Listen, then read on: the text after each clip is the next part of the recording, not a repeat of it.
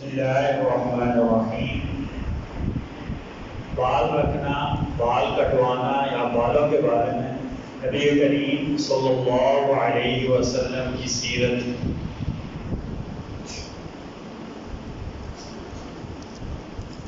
سب سے پہلے بالوں کو سلیقہ سے رکھنا، بالوں کو سلیقہ سے رکھنا۔ نبی کریم صلی اللہ علیہ وسلم نے فرمایا جس نے بال رکھے ہوئے ہیں اسے چاہیے کہ بالوں کا احترام کرے، یعنی بالوں کو سلیقے سے رکھے، بکھرے ہوئے نہ ہوں۔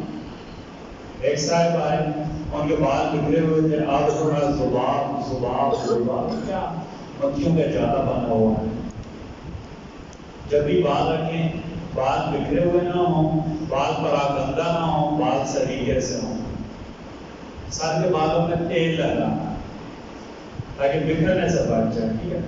کنگھی کرنا، درمیان سے مانگ نکالنا اگر آسانی سے ممکن ہو۔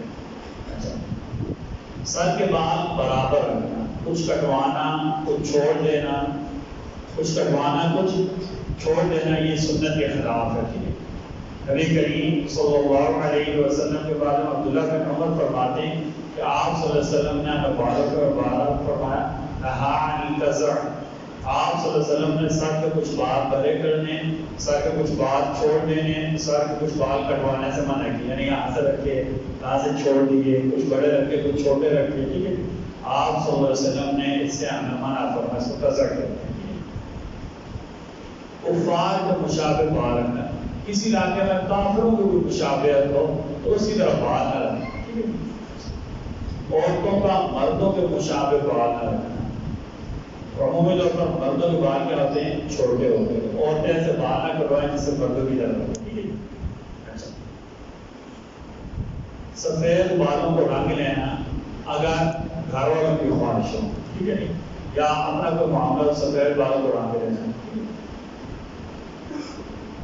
کانوں کے اوپر جو بال ہیں انہیں ختم کرا دو کیونکہ ان کا بڑا اچھا نہیں ہوتا۔ نبی کریم صلی اللہ علیہ وسلم کی مبارک سنت تھی بالوں کے بارے میں۔ اللہ تعالیٰ ہمیں صحیح طریقے سے پوری سیرت پر عمل کرنے کی توفیق عطا فرمائے۔ بسم اللہ الرحمن الرحیم، بسم اللہ والصلاۃ والسلام علی رسول اللہ، بسم اللہ وعلی ملۃ رسول اللہ، ربنا تقبل منا انک انت السمیع العلیم وعلینا انک انت التواب الرحیم برحمتک۔